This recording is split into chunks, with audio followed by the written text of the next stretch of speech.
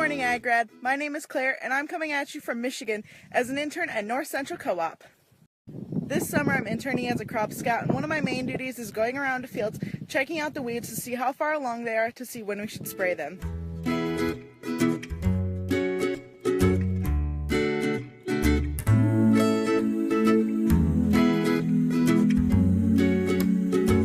A little bit more about me is I'm a junior at Kansas State University studying Agbusiness. A little bit more about North Central Co-op is that it's based out of Wabash, Indiana, and there's locations stretching from Indiana to Michigan.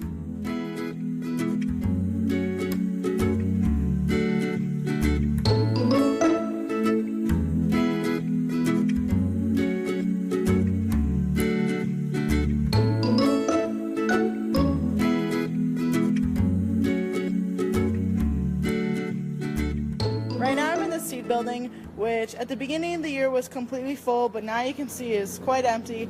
All we have left is a few bags of alfalfa and rye.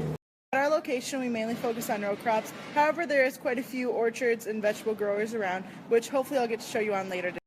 The samples that I was prepping earlier will be sent off to the lab to be tested for nitrogen levels to help the farmer decide whether or not he wants to put more nitrogen on his corn and at what rates he'd like to do that. It's found out here in a field a cute little baby deer. Hi, honey. How are you? So quite a bit of my day is spent driving around, checking fields, and at this particular field, the farmer had concerns that he needed to possibly respray because some of the taller weeds were not killed. One of the big things we do here is a lot of custom work, as in custom fertilizer, custom spraying, and right now I'm inside the chemical barn, and I'll give you a little inside look at what we have going on.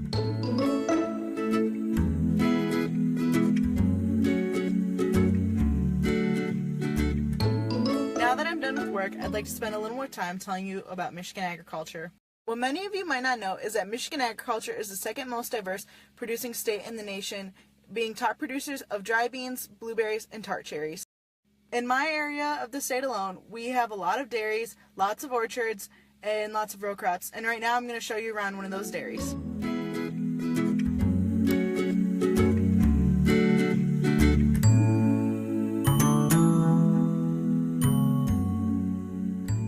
Welcome to Beautiful Fruit and Dairy. This is the 6th generation in my family to be working on the farm. We have about 100 milk cows. Michigan currently ranks 5th in overall milk production, and the average herd size is around 250 milking cows, but we're pretty diverse and have... Nicole, what do we have going on over here? This cow is currently calving.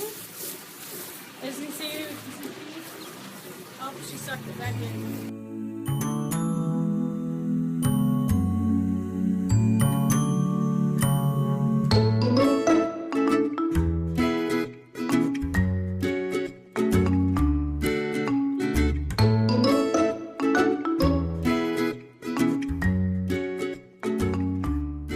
Here we have some trees where the apples are still doing good and didn't get frosted over by our late frost that we had.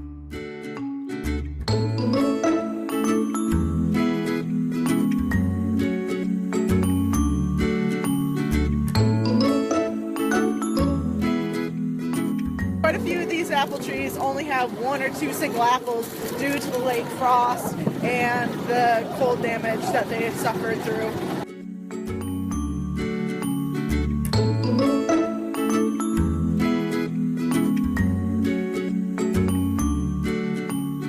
Now that I'm finally back home from work, I'll tell you a little bit about my farm where I grew up, where we raise beef cattle and also have row crops.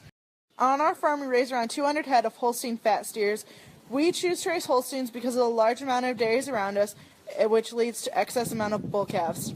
When it comes to row crops, we raise a little over 2,000 acres of corn, soybeans, alfalfa, and wheat.